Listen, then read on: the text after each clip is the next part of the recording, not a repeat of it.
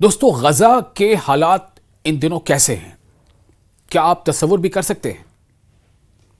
आप सोचिए कि एक बहुत बड़ी आबादी जिसके सर पर छत नहीं है, वो कहां सोएंगे ये तय नहीं है, वो क्या खाएंगे ये तय नहीं है, उन्हें खाने को मिलेगा तो कब मिलेगा ये भी तय नहीं है। चूंकि जो एड ट्रक्स हैं, जिनके बारे में कहा जाता है कि तकरीबन 500 ट्रक्स रोजाना की जरूरत है, जिनमें से सिर्फ और सिर्फ जो इतलात है उसके मुताबिक सिर्फ 10 से 15% ट्रक्स को इजाजत है कि वो अंदर आए।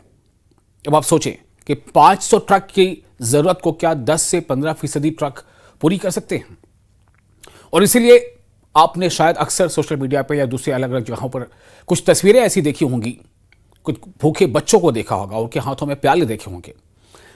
किसी तरह से वक्त गुजर रहा है, और ये वक्त कब से उन पर आ पड़ा है? अक्टूबर 2023 के बाद से फिलिस्तीन की गजा पट्टी पर लगातार बमबारी हो रही है। कहना यह है इसराइल का कि हमास ने हम पर हमला किया, लेकिन हमास पर हमले करते करते यह सिलसिला अक्सर और बेशतर पहले अस्पतालों पर जो है बमबारी होने लगी, स्कूलों पर बमबारी होने लगी, क्लिनिक्स पर बमबारी होने लगी। फिर जो गजा के शहरी जहां उन्हें पनाह दी गई थी कि जो शहरी हैं वो फला जगह रह सकते हैं, एक खास जगह है कि आप यहां रहें, सेफ रहेंगे, उस पर बमबारी होने लगी। जो टेंट्स का एक हुजूम था, आरजी टेंट, उन पर बमबारी होने लगी। हालात ये हैं कि जो फिलिस्तीनी हुक्काम की रिपोर्ट्स हैं उसके मुताबिक 80,000 से ज्यादा लोगों की गजा में मौत हो चुकी है, और इन 80,000 में से ज्यादातर ख्वातीन हैं, बच्चे हैं। और खुद यूएन की एक रिपोर्ट है, यूएन की जो एजेंसीज हैं अलग अलग, उनकी रिपोर्ट्स है, अक्सर ये रिपोर्ट्स बीच बीच में आती रही हैं कि गजा में माल न्यूट्रिशन का यानी भूख का कहर बरप रहा है। अक्सर बच्चे वहां माल न्यूट्रिशन का शिकार हैं, उन्हें दिन भर में 3 वक्त खाना खाने को नहीं मिल पा रहा है। अक्सर बच्चों की हालत ऐसी हो गई है कि उनके बदन पर गोश्त नजर नहीं आता, वो बिल्कुल हड्डी हड्डी हो गए हैं। और इन सब के बीच किसी तरह से रात दिन गुजर रहा है, फिर हमले हो जाते हैं। पहले तो इसराइल उसके बारे में मानने को तैयार नहीं होता, बाद में आईडीएफ के सोर्सेज मानते हैं कि हाँ, हमसे ऐसा हो गया। अब आपको बता दें कि हालिया हमले क्या हुए। गजा में तिब्बी अमले के मुताबिक पीर के रोज इसराइली हमलों में कम से कम 25 अफराद एक बार फिर हलाक हो गए। और आपको साथ ये भी बता दें कि अमेरिकी सदर ट्रंप की जानिब से जंग के खात्मे की अपील के बाद इसराइली हुक्काम नई जंग बंदी की कोशिशों के लिए वॉशिंगटन में मौजूद हैं। यानी एक तरफ बातचीत चल रही है, बातचीत की कोशिशें दिखाई और बताई जा रही हैं, सुनाई जा रही हैं, और वही दूसरी तरफ गजा पट्टी में हमले भी हो रहे हैं, बमबारी भी हो रही है, फाइटर जेट से हमले गिराए जाते हैं। यानी आसमान में जहाज उतरते हैं, मिसाइल गिराते हैं, बम गिराते हैं। उनका सामना कौन कर रहा है? कभी कदार हमास के लड़ाके कर रहे हैं, अपने छोटे मोटे जो उनके पास औजार है, चूंकि उनके पास कोई वो बादाबता फौज तो है नहीं, उनके पास कोई एयरफोर्स नहीं है, वो रॉकेट चलाते हैं। गजा पट्टी के शुमाली इलाके के रिहायशियों ने इतवार और पीर के दरमियान शब किए गए इसराइली हमलों को हालिया हफ्तों में की गई बदतरीन बमबारी करार दिया। यानी इससे हाल के अगर दिनों या महीनों की बात करें तो बदतरीन। आप समझ लें कि अक्टूबर 2023 के बाद यह सिलसिला लगातार जारी है। माह रमजान भी बीता, रमजान में भी जब वो सहर के औकात में जगने की कोशिश में थे, तब भी हमले हुए। ये ताजा हमले अब जो हो रहे हैं वो इसराइली फौज की जानिब से चंद घंटे कबल वसी पैमाने पर इनखला के अहकाम जारी किए जाने के बाद की गई हैं। यानी एक तरफ बातचीत की कोशिश, सीजफायर की कोशिश, ये बताने का एक तरह से ये बताने की बातें कि हम कोशिशें कर रहे हैं, और वहीं दूसरी तरफ जो शहरी अभी गजा में हैं उनको लगता है कि हमारी जमीन है, हम यहां पैदा हुए, हमारे आबा अजदाद यहां पैदा हुए, हम इसे कैसे छोड़कर चले जाएं? तो इनखला के अहकाम कि आप खाली कर दो, इनखला के अहकाम जारी किए गए। उधर बातचीत हो रही, बातचीत की कोशिशें जारी हैं, और फिर बमबारी भी हो रही है। अमेरिकी सदर डोनाल्ड ट्रंप की जानिब से जंग के खात्मे की अपील के बाद इसराइली हुक्काम वॉशिंगटन में नई जंगबंदी की कोशिशों के लिए मौजूद हैं। सदर ट्रंप की जानिब से 20 माह पर मुहित जंग के खात्मे की अपील की एक दिन बाद, जंग के खात्मे की अपील के एक दिन बाद इसराइली वज़ीर आज़म बेंजामिन नेतन्याहू के करीबी साथी और स्ट्रैटेजिक उमूर के वजीर रॉन ड्रोफ व्हाइट हाउस पहुंचेंगे, और इनके एजेंडे में गजा में जंगबंदी, ईरान से मुतल्लिक उमूर, और जो समझा जा रहा है कि जो दीगर जो इलाकाई सिफारती वाहिदे वो भी शामिल है।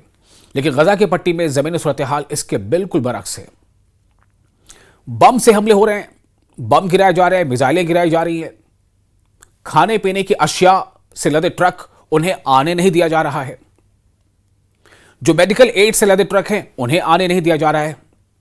कई बार तो खबरें ऐसी आई, हमने रिपोर्ट्स में दिखाई कि एड सेंटर्स, जो अमेरिका की जो एड सेंटर्स हैं, वहां तक जब लोग पहुंचने की कोशिश करते हैं तो उन पर भी गोलियां चल जाती हैं। आप जरा सोचें, ये कैसा वक्त है। और लड़ाई में कमी के कोई आसार नजर नहीं आ रहे।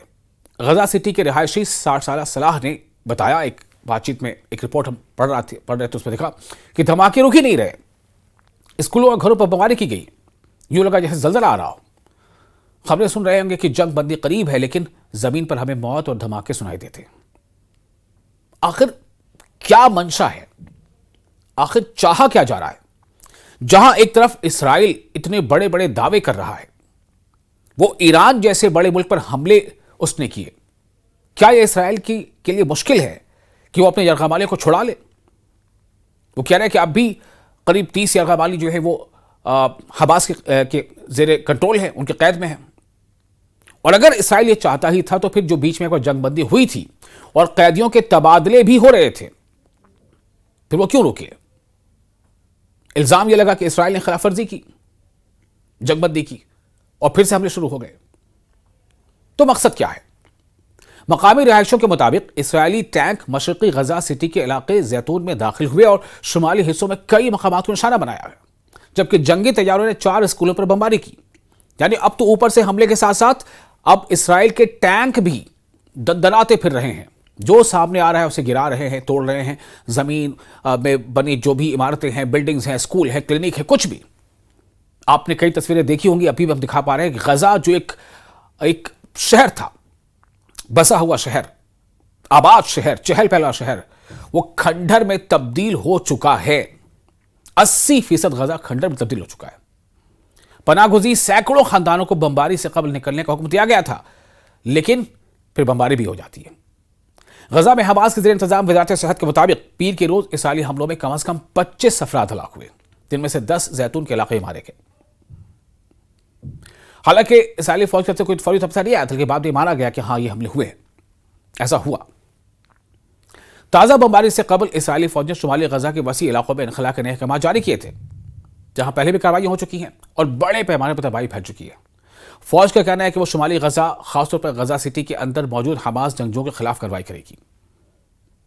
जहां भी कहीं हमास के लड़ाके हैं, आप उनसे लड़ें, लेकिन इतनी हलाकतें, 80,000 के आसपास खवातीन, बच्चों का मरना, इसको आखिर कैसे जस्टिफाई किया जाए? और शायद यही वजह है कि आप बहुत सारे ममालिक में, यहां तक कि अमेरिका में, ब्रिटेन में, यूरोपियन ममालिक में, बांग्लादेश और पाकिस्तान वगैरह में तो मिडिल ईस्ट में तो होते रहे हैं कई बार, लेकिन यूरोपियन कंट्रीज में लगातार फिलिस्तीन के हक में मुजाहरे हो रहे हैं, फ्री पैलेस्टाइन के नारे लग रहे हैं, गजा के शहरियों के हक में नारे लग रहे हैं। कोशिश ये हो रही है कि अपने अपने मुल्कों पर दबाव बनाया जाए कि वो इसराइल को जंग से रोके, इसराइल को हमले से रोके, गजा पर निहत्थे मासूमों पर हमले से रोके, बम बरसाने से रोके। लेकिन दिखावे के लिए यह भी चल रहा है। मैं इसलिए कह रहा हूं कि आखिर इसमें सच्चाई होती, सदाकत होती, तो वो पिछला जंगबंदी का जो वाकया था वो रुका ही क्यों? फलस्तीनी और मिस्री जराये के मुताबिक कतर और मिस्र की जानिब से जंगबंदी की कोशिशें तेज कर दी गई हैं। ताहम फरीकैन के दरमियान नए मुज़ाकरात की कोई तारीख तय नहीं की गई है, लेकिन बमबारी लगातार जारी है। हर दिन ऐसी रिपोर्ट्स आती हैं कि आज 25 मारे गए, आज 100 मारे गए, आज 70 मारे गए। ये कौन मारे जा रहे हैं? ये फिलिस्तीनी बेबस, मजलूम, भूखे, जिनके सरों पर छत नहीं है, ये अवाम मारे जा रहे हैं, ये औरतें मारी जा रही हैं, ये बच्चे मारे जा रहे हैं, ये बूढ़े मारे जा रहे हैं। फिलिस्तीनी इसराइल पसंद तंजीम हमास के एक ओहदेदार ने कहा है कि जंगबंदी की जानी पेशरफ्त का इन्हिसार इसराइल के मौक़िफ़ की तब्दीली पर है। अगर इसराइल अपना मौक़िफ़ बदले, लेकिन क्या वाकई इसराइल अपना मौक़िफ़ बदलने के लिए तैयार है?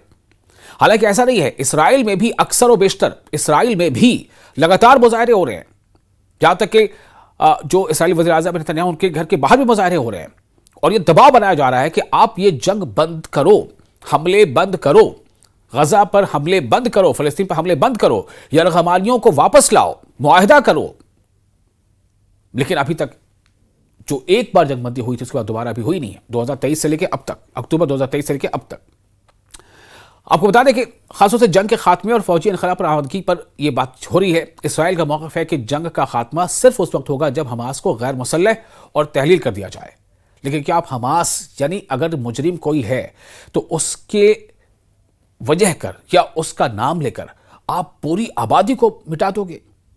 गैर मुसद्दक़ा जो रिपोर्ट है उसके मुताबिक 1 लाख से ज्यादा लोग वहां पर मारे गए। यह गैर मुसद्दक़ा रिपोर्ट है, मैं इसकी तस्दीक नहीं कर रहा, लेकिन 80,000 से ज्यादा इसकी तस्दीक तो खुद फलस्तीनी जो वहां पर जो भी काम है वो कर चुके हैं। लेकिन हमास जो है इसको तस्लीम नहीं करती है कि आप हमास को गैर मुसल्लह कर दें और फिर वो वहां से कहीं चले जाए, वो तहलील हो जाए, खत्म हो जाए, बिल्कुल उसके लिए वो तैयार नहीं है। जैसा आपको उन्होंने बताया कि ये जंग 7 अक्टूबर 2023 को उस वक्त शुरू हुई थी जब हमास के जंगजुओं ने इसराइल पर अचानक हमला बोल दिया था। उसके बाद से हमास का बहाना या हमास को ठिकाने लगाना और हमास को सबक सिखाने के नाम पर यह जो सिलसिला शुरू हुआ है अब तक जारी है। तो सवाल ये पैदा होता है कि क्या हमास इसराइल के मुकाबले इतना ताकतवर है कि पिछले लगभग 20-22 महीनों में इसराइल जैसा मुल्क हमास को खत्म नहीं कर पा रहा है? हमास को अगर वो समझता है कि हमास ही जड़ इससे पूरे वबाल की जड़ है तो उसे वो खत्म नहीं कर पा रहा, उसे वो सबक नहीं सिखा पा रहा है। और उसी सिलसिले में लगभग जो हलाकतें हुई, लगभग 1 लाख के करीब हलाकतें हो गई हैं, औरतें, बच्चे, बूढ़े। आखिर इसका जवाब कौन देगा? इसकी जिम्मेदारी कौन लेगा?